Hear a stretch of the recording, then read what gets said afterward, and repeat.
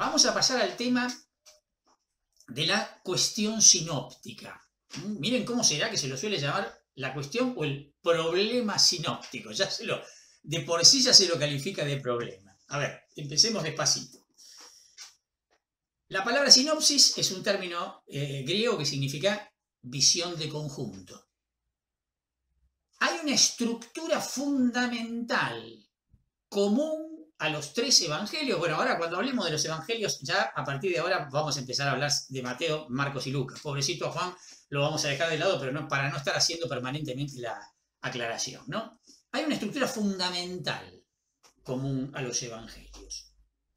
En todos los evangelios tenemos, por un lado, el periodo en Galilea, contiene la predicación de Juan el Bautista y la actividad de Jesús. Primer bloque importante. A eso le sigue habitualmente el periodo en Judea. Los días en Jerusalén, normalmente el discurso apocalíptico y el relato de la pasión. Y luego terminamos con el relato de la resurrección. Esta es la estructura básica que encontramos en los tres evangelios. A pesar de esto, y de estas similitudes evidentes que tienen, hay que reconocer que hay diferencias notables en la disposición del material. En Mateo 5:1 al 7:29, o sea, los capítulos 5, 6 y 7 de Mateo, está lo que llamamos el Sermón de la Montaña, que tienen su equivalente en el Evangelio de Lucas, en el capítulo 6 de Lucas, del versículo 17 al 49, pero que en Lucas no es el Sermón de la Montaña. Parece a propósito, pero es el sermón de la llanura, lo contrario de la montaña. Ya hablaremos de esto. Pero no solo eso, sino que la diferencia en extensión es impresionante. El sermón de la montaña de Mateo tiene 111 versículos contra solo 32 versículos del sermón de la llanura de Lucas. Un ejemplo, podríamos seguir poniendo. El viaje de Galilea a Jerusalén, por ejemplo. En Marcos, recién en el capítulo 10, Jesús se empieza a dirigir a la región de Judea, lo mismo que en Mateo, recién en el capítulo 19. Y llegan a Judea, de hecho narran la entrada de Jesús en Jerusalén, Marcos en el capítulo 11, o sea, en el capítulo siguiente, y Mateo en el capítulo 21, un capítulo y medio más tarde que había dicho que había arrancado el camino hacia Judea. Más o menos Marcos y Mateo están parejos en esto. Pero Lucas pone el inicio o la toma de decisión de Jesús de ir hacia Jerusalén en el capítulo 9, versículo 51. Y recién entra en Jerusalén en el capítulo 19, versículo 28. Por lo tanto, el itinerario, el camino de Jesús de Galilea a Jerusalén en el Evangelio de Lucas es un itinerario de más de 9 capítulos. Que, bueno, va a ser una de las características del Evangelio de Lucas. Pero digo, si bien tienen una estructura similar, las diferencias también son enormes. Los relatos de las apariciones de Jesús resucitado, bueno, impresionante. Marcos, brevísimo. Solo las mujeres visitando el sepulcro, el ser este resplandeciente, el joven este que aparece sentado ahí, que anuncia la resurrección, y ellas que salen despavoridas de miedo, truc, y se acabó el Evangelio. Lo que viene después, ya lo veremos, es un apéndice. El Evangelio termina en el versículo 8 del capítulo 16. Del 9 al 20 es un apéndice, es un agregado posterior, canónico, palabra de Dios, todo lo que quieran, pero a la hora del análisis de la estructura del Evangelio de Marcos lo tenemos que sacar, o lo tenemos que considerar como lo que es, un apéndice. Mateo, la aparición a las mujeres que habían ido a la tumba, el soborno de los soldados, que solo lo tiene Mateo, la impresionante aparición a los discípulos en el monte de Galilea, donde los envía hasta los confines de la tierra. Lucas, más todavía. Las mujeres que visitaron la tumba, la incredulidad de los apóstoles, la ida de Pedro al sepulcro, los discípulos de Maús. Solo Lucas lo tiene. La aparición a los discípulos después, a todos. Y la ascensión, que también solo Lucas la tiene. Fíjense las diferencias. Último. Los relatos de la infancia. Yo no sé qué cercanía tienen ustedes con los relatos de la infancia. Pero cuando nosotros en las parroquias hacemos el pesebre viviente, hacemos una mezcolanza de los relatos de la infancia de Mateo y de Lucas. Bueno, en primer lugar están solamente en Mateo y en Lucas, ¿no? Marco no dice nada. Pero los relatos de la infancia son totalmente distintos. Yo a veces digo en broma, pero no es ninguna broma, ¿eh? En lo único que coinciden es que María es la mamá, que Jesús se llama Jesús, que nació en Belén, que José es el padre, ¿y qué más? Ah, y la concepción virginal. Es en lo único que coinciden, ¿eh? Ustedes dirán, son un montón de cosas. Sí, pero ¿y todo lo demás? En Mateo, el ángel le habla a José. La anunciación está en Lucas, la anunciación a María. Los pastores no están en Mateo, están en Lucas. Los magos están en Mateo, no están en Lucas. La huida de Egipto está en Mateo, no está en Lucas. La visita a Isabel está en Lucas, no está en Mateo. Bueno, y así podemos seguir con el ping-pong. En Mateo, Juan Bautista está ausente. En los relatos de la infancia de Lucas es coprotagonista con Jesús.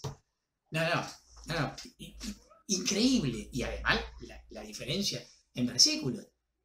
Como tenemos en la cabeza que los dos ocupan los dos primeros capítulos, decimos, bueno, deben ser equivalentes. No. Los dos primeros capítulos del Evangelio de Mateo ocupan 48 versículos. Los dos primeros capítulos de Lucas ocupan 132 versículos. Los relatos de la infancia de Mateo son un tercio de los relatos de la infancia de Lucas. Tremendo. Lo mismo que la genealogía. La genealogía de Mateo y la genealogía de Lucas, mírenla, es cómico. No solo que además arrancan, la de Mateo arranca en Abraham para llegar a Jesús, y la de Lucas es al revés, arranca de Jesús para llegar a Adán. Además la hace llegar a Adán, pasa a través de Abraham. Pero además hay un montón de nombres que no coinciden.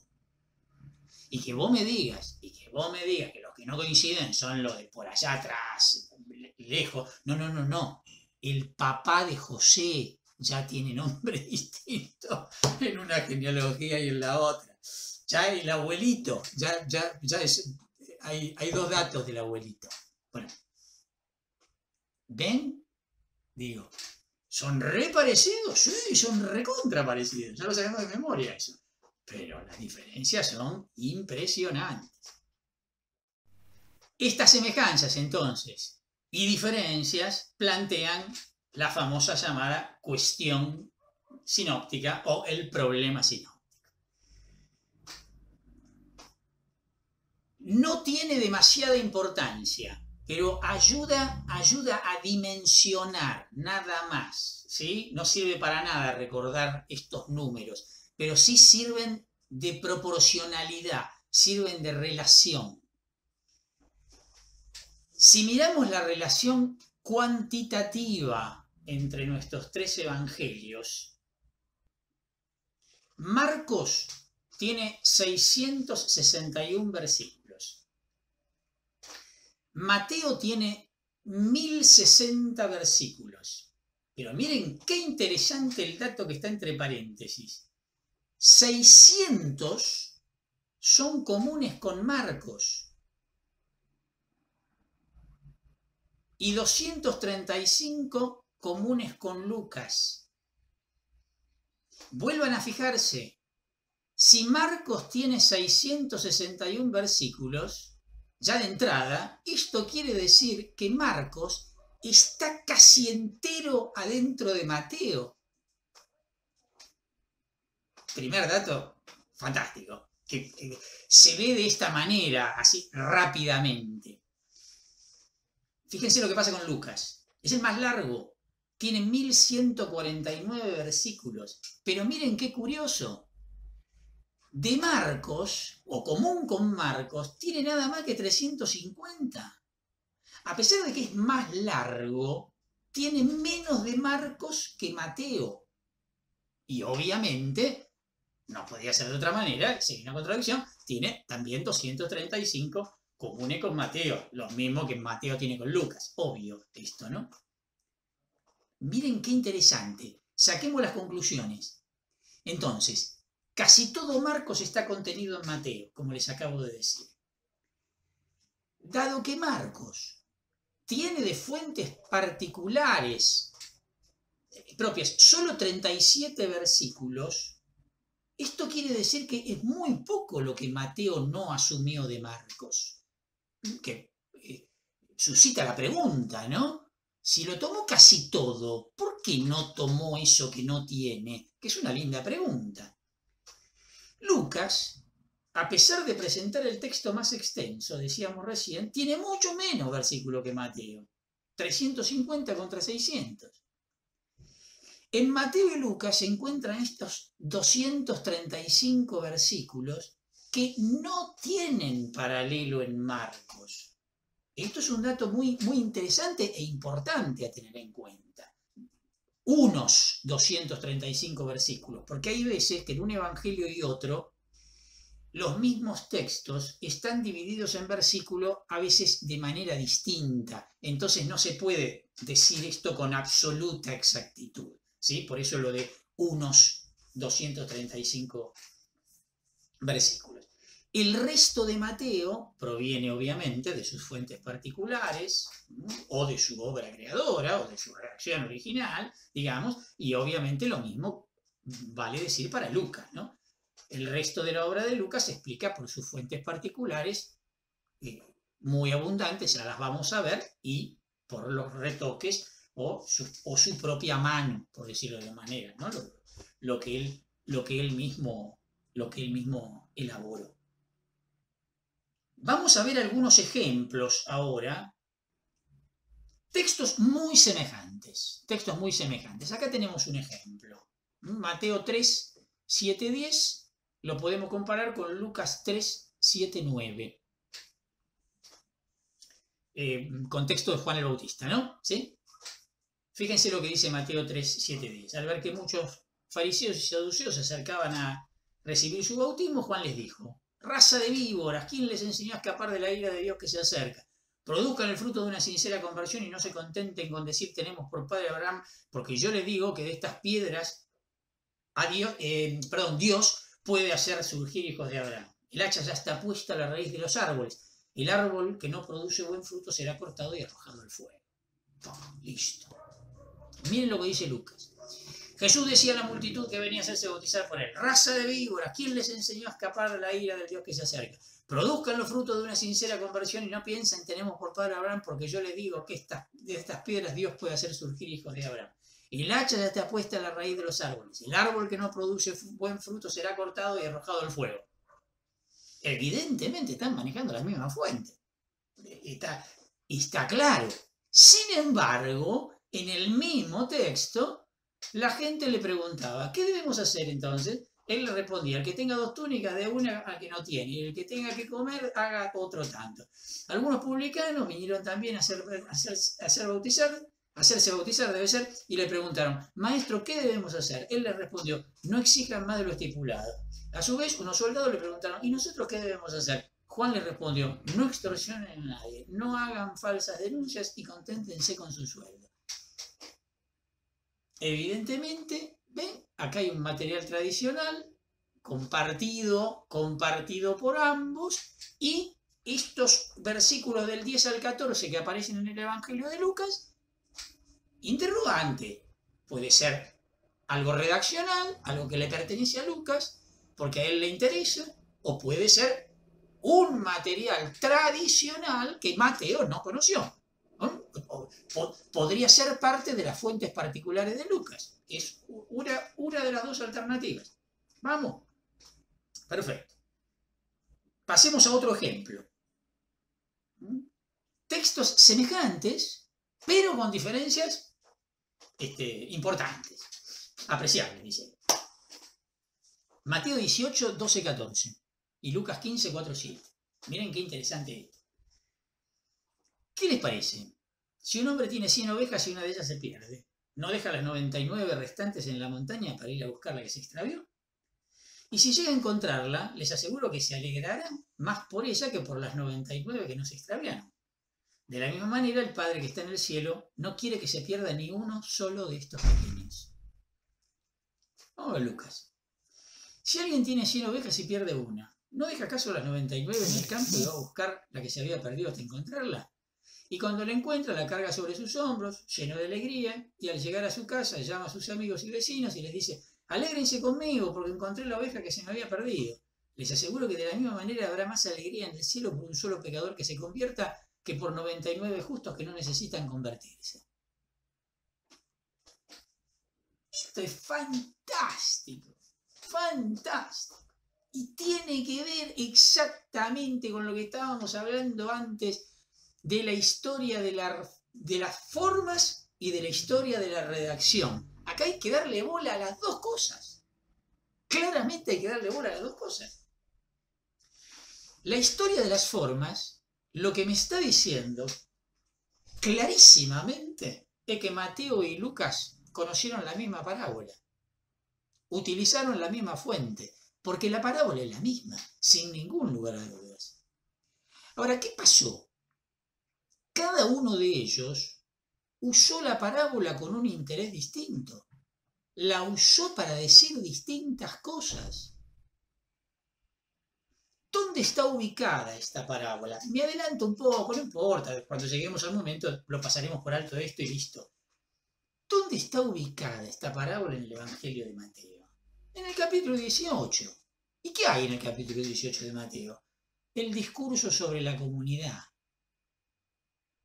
Jesús les está hablando a los discípulos de cómo ellos van a tener que ser pastores de su comunidad. Por lo tanto, la lindísima parábola de la oveja perdida, en el Evangelio de Mateo está al servicio de decir a los apóstoles: ven, ustedes van a tener que estar dispuestos a dejar las 99 para ir a buscar a la que está perdida, porque todas valen, y sigan por ahí, porque por ahí va el mensaje de Mateo. ¿Dónde está ubicada la misma parábola en el Evangelio de Lucas? En el capítulo 15. ¿Y qué pasa en el capítulo 15 del Evangelio de Lucas?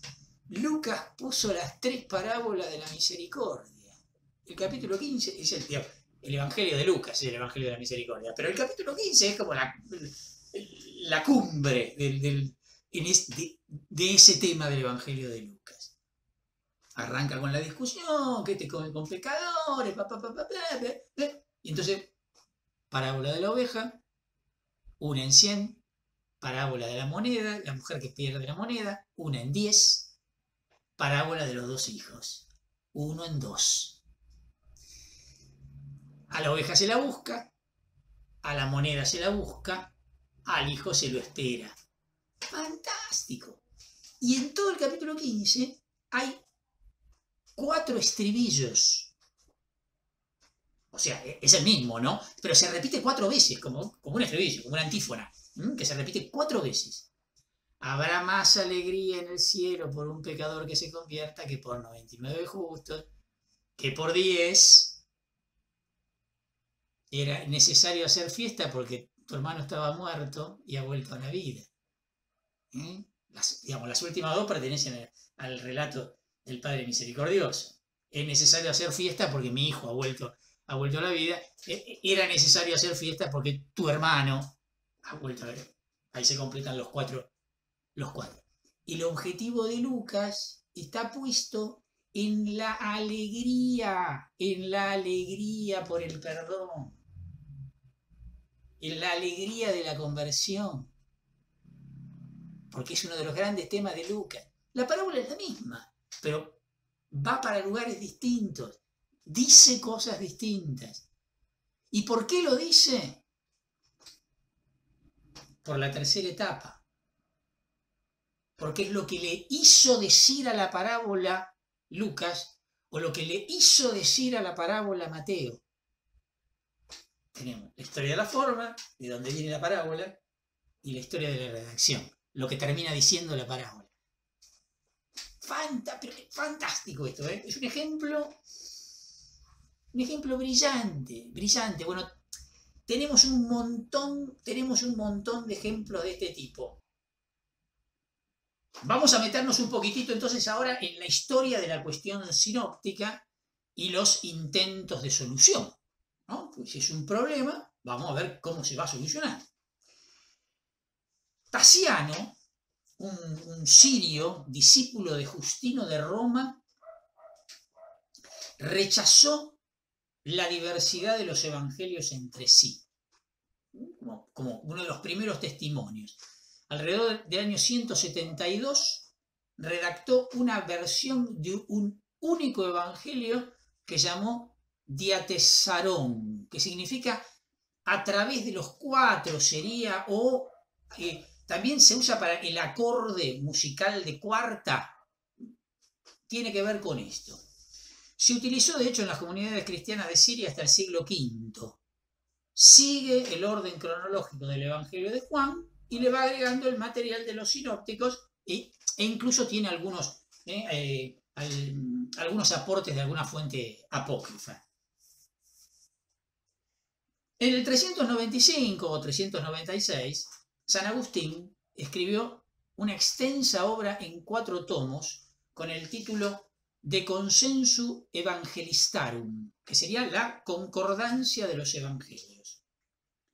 Según Agustín, ya habíamos dicho algo, ¿no? Mateo es el primer evangelio escrito en hebreo, Marcos sigue de cerca a Mateo resumiendo su contenido, y Lucas y Juan, según él, presentan otros aspectos del mensaje.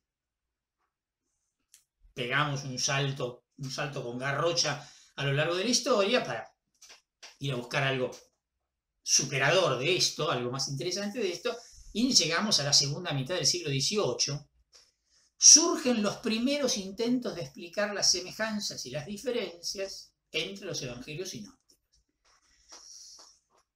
No es de extrañar, para nada, ya lo venimos insinuando en varias oportunidades, que todos los autores hayan sido alemanes y de confesión luterana. Evidentemente, esto tuvo que ver con el lugar que la Reforma Protestante le dio a la palabra de Dios, el lugar de privilegio, el lugar de centralidad. Así aparece, en primer lugar, la hipótesis de un evangelio primordial. Estamos hablando fines del siglo XVIII. Un tal Eichhorn, en su introducción al Nuevo Testamento, dice que los evangelios sinópticos parten de un evangelio primordial escrito en arameo que sirvió de base a nuestros evangelios. Esa es la hipótesis que él plantea. Muy poquito tiempo después, casi contemporáneo, Herder asume también la existencia de un evangelio primordial en arameo, pero no en forma escrita. Él sostiene, y de ahí va a tomar más que nada para explicar las diferencias, lo recibieron de forma oral. Entonces, bueno, cada uno hizo lo que pudo. Después aparece una hipótesis de los fragmentos o de las narraciones. Schleiermacher, ya entrando en el siglo XIX, fin del siglo XVIII, principio del siglo XIX, cree que ya los apóstoles y otros que habían seguido a Jesús comenzaron a poner por escrito sus palabras, a narrar sus hechos, ni más ni menos que lo que sugiere Lucas en el prólogo. Entonces, para él, el trabajo de los evangelistas consistió en poner en un orden determinado todos esos fragmentos y redacciones. Ya entrado el siglo XIX, va a aparecer por primera vez la hipótesis de la dependencia literaria. El primer aporte de Griesbach va a considerar, dentro de esta dependencia literaria, la prioridad de Mateo. Pero enseguida, Karl Lachmann vivió entre 1793 y 1851, por lo tanto ya estamos entrados en el siglo XIX, constató que las perícopas semejantes entre Mateo y Lucas se dan especialmente cuando ambos coinciden con Marcos. Lo digo despacito porque hay que entenderlo, cuando se entiende queda claro. Repito, las perícopas semejantes entre Mateo y Lucas se dan especialmente cuando ambos coinciden con Marcos. Primer dato para decir, me suena que el primero es Marcos. Por ejemplo, en los relatos de la predicación de Juan el Bautista, del bautismo de Jesús, las tentaciones del desierto, que vienen como en paquete. Lo mismo la sección de Marcos que va del capítulo 10, entre el versículo 13 y el versículo 31, también tiene una seguidilla de episodios: Jesús y los niños, el joven rico, el peligro de las riquezas, la recompensa prometida a los discípulos, que aparecen en los 3 evangelios, unidos. Lo mismo pasa, estoy diciendo nada más que los textos de Marcos, después están los paralelos, ¿no? Porque si no, no terminamos más con los números. Marcos capítulo 11, versículo 27, a el capítulo 12, versículo 40, también tenemos otra sucesión que se da en los 3 igualitas. La discusión sobre la autoridad de Jesús, le sigue la parábola de los viñadores homicidas, le sigue el impuesto a la autoridad, le sigue la discusión sobre la resurrección de los muertos, el mandamiento principal, relación entre Mesías y David y la advertencia contra los escribas. Miren qué sección importante, ¿eh? Igualita. Primer constatación, entonces. Segunda constatación. Cuando en los materiales que son comunes a los 3, uno se aparta de los otros 2, ya sea en el orden o en la fraseología, ese nunca es Marcos. Es decir, el orden de Marcos es confirmado siempre por otro sinóptico. ¿Se entiende?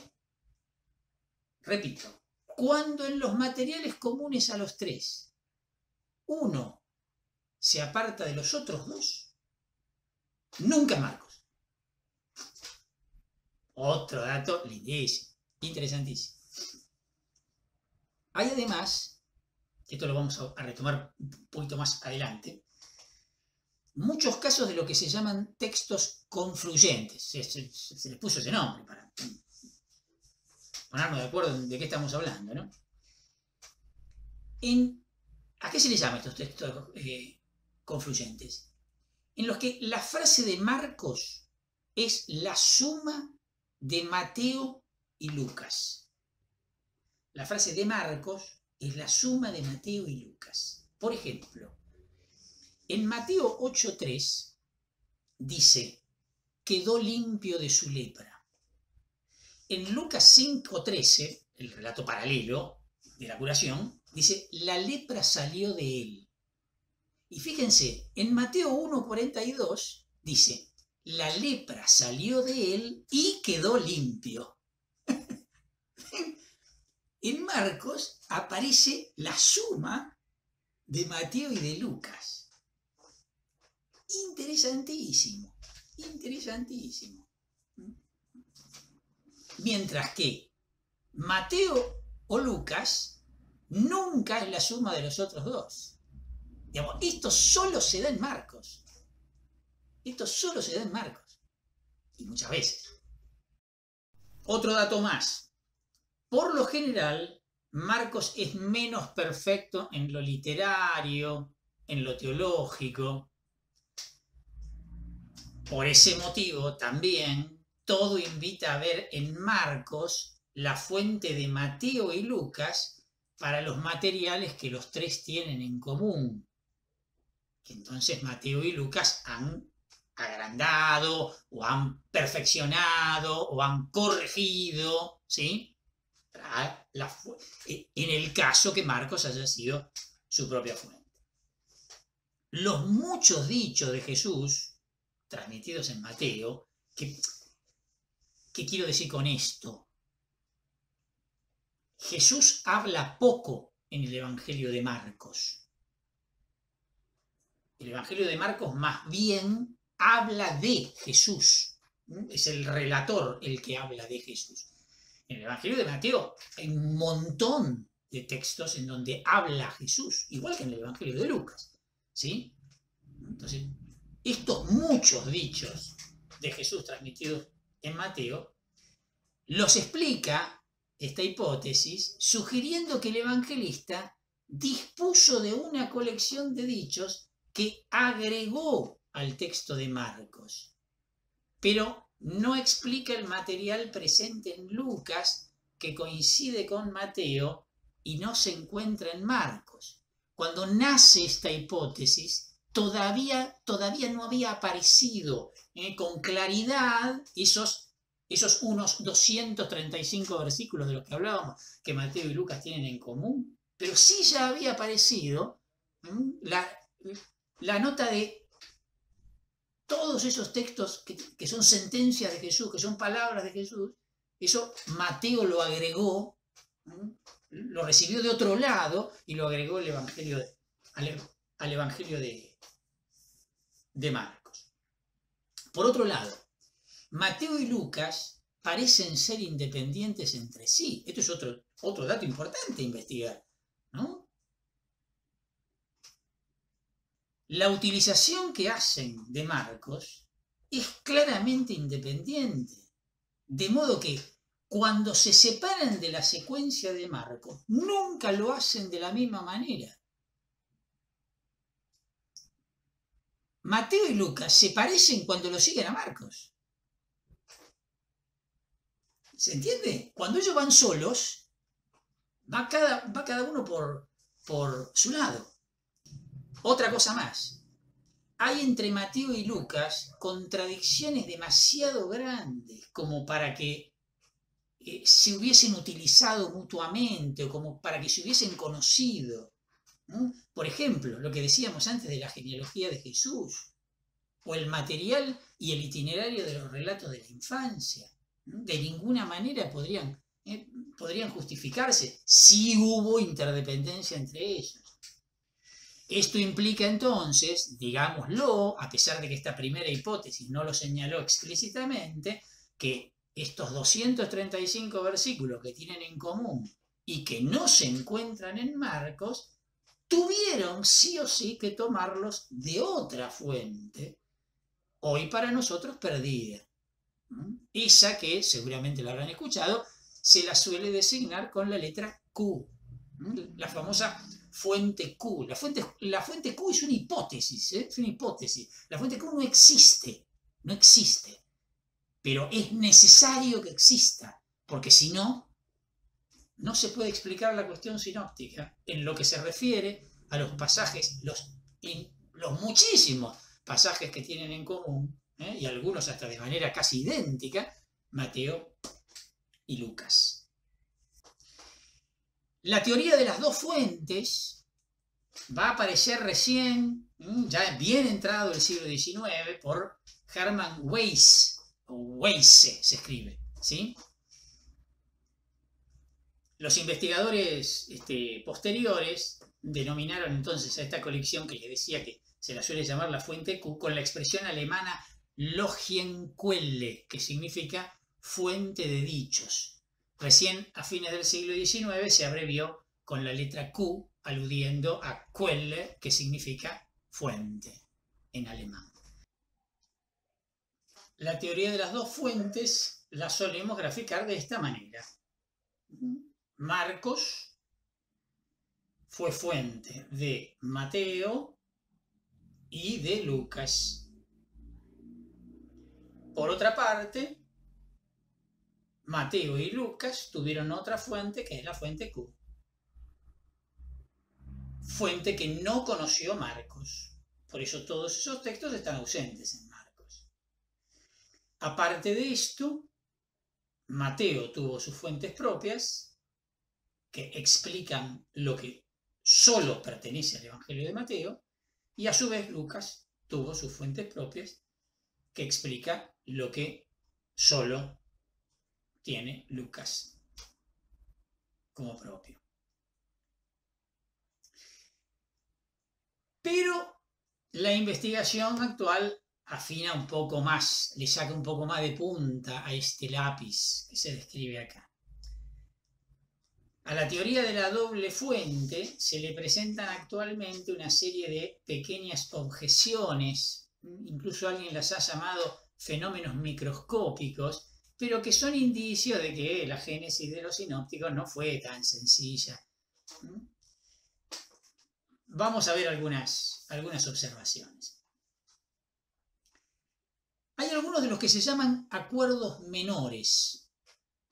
Se llaman acuerdos menores de Mateo y Lucas contra Marcos,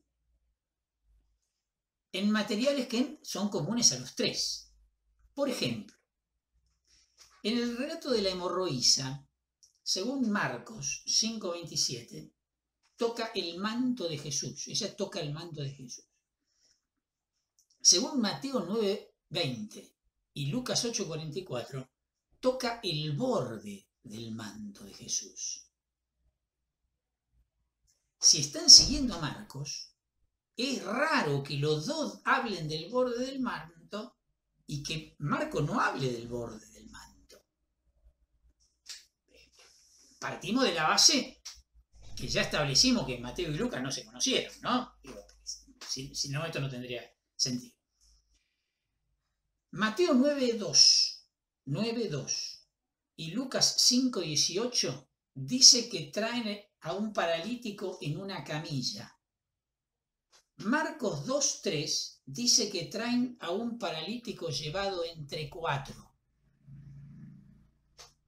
Hasta acá tenemos acuerdos o coincidencias, podemos decir, positivas, para distinguirlas de alguna manera, ¿no? En donde Mateo y Lucas agregan por sobre lo que dice Marcos. Vamos a ver el caso contrario. En Mateo 9:5 y Lucas 5:23 dicen idéntico, ¿eh? ¿Qué es más fácil decir? ¿Tus pecados te son perdonados o levántate y camina? En Marcos 2:29 agrega al paralítico y toma tu camilla. En este caso se da un acuerdo o coincidencia negativa. Mateo y Lucas coinciden en omitir algo que está en Marcos, que supuestamente es su fuente. Si se tratase de unos pocos casos semejantes, se explicarían por casualidad y ya. ¿Qué sé yo? Mateo y Lucas han coincidido en embellecer y de casualidad embellecieron para el mismo lado. Pero se han contabilizado más de 200 ejemplos de acuerdos menores. Esto invita a pensar que el Marcos utilizado por Mateo y Lucas podría no haber sido exactamente el que nosotros tenemos. Que hayan conocido otra versión de Marcos, otras versiones de Marcos, una uno y el otro el otro. Lo mismo por las 3 perícopas de Marcos que extrañamente no están presentes en Mateo y Lucas. La de la parábola de la semilla que crece por sí sola, Marcos 4:26-29. La de la curación de un sordomudo, Marcos 7:31-37. Y la curación del ciego de Betsaida, Marcos 8:22-26. Otro tema. Se llaman arcaísmos relativos. Se llaman así unos cuantos pasajes, muy pocos, en los cuales el texto de Marcos está literaria y teológicamente mejor que el de Mateo o de Lucas, cosa que es lo contrario de lo que pasa habitualmente. Lo que solemos decir es exactamente lo contrario.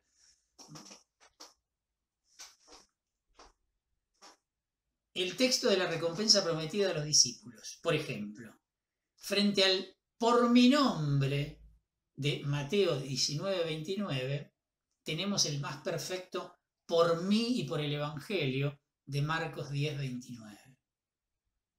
Esto también invita a pensar que Mateo pudo haber utilizado un Marcos más imperfecto que el actual.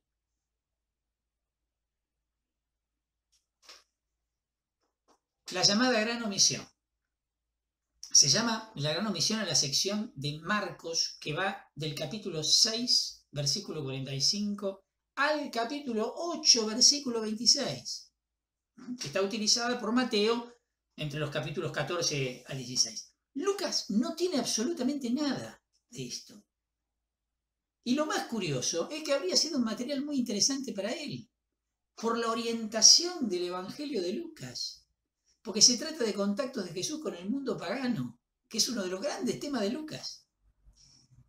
¿A dónde conduce esto? Y puede ser que en el Marcos que conoció Lucas, estos textos no estaban. Y entonces, listo, ya está, queda absolutamente explicado. Empecemos a sacar alguna conclusión.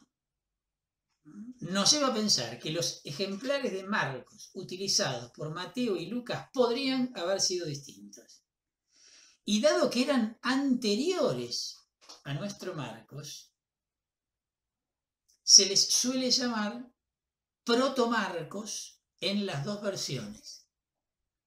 Proto-Marcos Mateo, que sería el Marcos conocido y utilizado por Mateo, y el proto-Marcos Lucas, el Marcos conocido y utilizado por Lucas. ¿Hasta acá estamos? Bien. Las lecturas confluyentes. Habíamos hablado hace un ratito. Se trataba de pasajes en los que el texto de Marcos era la suma de Mateo y Lucas. Vamos a poner algún ejemplo más. En Mateo 16:24 dijo a sus discípulos, dijo a sus discípulos. En Lucas 9:23 decía a todos. ¿Qué dice Marcos 8:34? A la multitud con sus discípulos les dijo. En Marcos está la suma otra vez.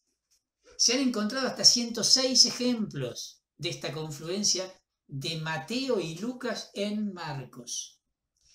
Todo indica también entonces que nuestro Marcos podría ser la suma del proto-Marcos Mateo y del proto-Marcos Lucas. ¿Se entiende? Estos indicios nos llevan hacia ahí. De este modo, llegamos a la conclusión de que Marcos, que terminó siendo el responsable del orden de nuestros tres sinópticos, en alguna de sus versiones, era una larga historia atrás. Seguramente habrá tenido una forma originaria que en el campo germano se lo denomina Ur-Marcos, porque Ursprung es origen en alemán. Un dato de color. Estaba viendo hace un tiempo la serie Dark y de repente uno de los capítulos aparece titulado Ursprung y dije, esto es de Biblia, esto es de los evangelios sinópticos. Bueno, justamente es el capítulo que se llama El origen. De esa forma originaria, entonces, de ese Marcos original, se habrían hecho varias copias en las que se fueron introduciendo variantes. Un proto-Marcos A, un proto-Marcos B, un proto-Marcos C, etc. Hasta llegar a nuestro Marcos, que sería la fusión del proto-Marcos Mateo y del proto-Marcos Lucas. Por el modo en que se difundían los textos en la antigüedad, lo más normal es que también haya que reconocer que con la fuente Q debe haber ocurrido exactamente lo mismo. Por eso es muy posible que Mateo y Lucas hayan utilizado no necesariamente la misma fuente Q y que hayan conocido y utilizado una versión de Q1 y otra versión de Q otra. Por eso es que se habla de una UR-Q utilizada por Mateo y Lucas en versiones distintas. La Q Mateo y la Q Lucas. Miren cómo se va complejizando, miren cómo se va complejizando el cuadrito. De hecho, en la recepción de Q por parte de Mateo y de Lucas hay muchas diferencias importantes que explicarían bastante satisfactoriamente esta hipótesis. Por poner un ejemplo, comparar Mateo 22, 1, 10, la parábola del banquete nupcial, con Lucas 14, 16, 24, la parábola de los invitados descorteses. Evidentemente estamos ante la misma parábola, pero o la parábola de los talentos y la parábola de las minas, que también es la misma idea, pero son completamente distintas. De este modo, entonces, el gráfico se completa un poco más. De esta manera, tenemos entonces el Marcos original, el Ur Marcos, la fuente Q original, Ur Q, de donde salen de mínima lo que a nosotros nos interesa, porque a lo mejor hubo muchas más versiones, pero el proto Marcos Mateo, o sea, el que conoció Mateo, y el proto Marcos Lucas. Y lo mismo, la Q Mateo y la Q Lucas. Del proto Marcos Mateo, esa fue la fuente del Evangelio de Mateo, la fuente de Marcos del Evangelio de Mateo. Y el proto Marcos Lucas fue la fuente del Evangelio de Lucas. La fuente Q Mateo, fuente del Evangelio de Mateo, la fuente Q de Lucas, fuente del Evangelio de Lucas. Y el proto Marcos Mateo y el proto Marcos Lucas terminaron conformando el Marcos que tenemos hoy en nuestras Biblias. Y a esto, tal como en el cuadro anterior, le agregamos las fuentes particulares tanto de Mateo como de Lucas. Esto es interesante porque nos da una idea de la pastoral escrita de la iglesia primitiva y la complejidad del proceso que llevó al resultado de estos textos que hoy tenemos en nuestras Biblias. Indudablemente, Lucas tuvo muchísima razón al decir que eran muchos los que ya se habían propuesto una tarea semejante a la suya. Claro, sí, evidentemente. Esto nos da la pauta. Esto nos da la pauta. Y antes de las composiciones finales, nos lo dice Lucas 1.3 y Dei Verbum 19. Fue el tiempo de la transmisión por medio de la palabra hablada. Cuando habla de servidores de la palabra que comunicaron a sus oyentes. La lectura atenta de cualquier texto de los sinópticos nos permite ver que no se trata de una narración o exposición compacta, sino de muchas unidades autónomas. Y acá es donde cobra gran importancia lo que hablábamos de la historia de las formas. Esas unidades autónomas están unidas actualmente mediante pequeñas notaciones de tiempo, los famosos e inmediatamente, después de esto, de nuevo, en sábado, ¿sí? O mediante indicaciones de lugar, en casa, yendo de camino, en el monte, junto al lago, en la aldea. A veces las unidades empalmadas presentan alguna palabra o tema que se le suele llamar gancho o grapa, que hace la relación entre los textos, ya sea el mundo de los publicanos, ya sea el tema del sábado. En otros casos lo que tienen es una estructura común.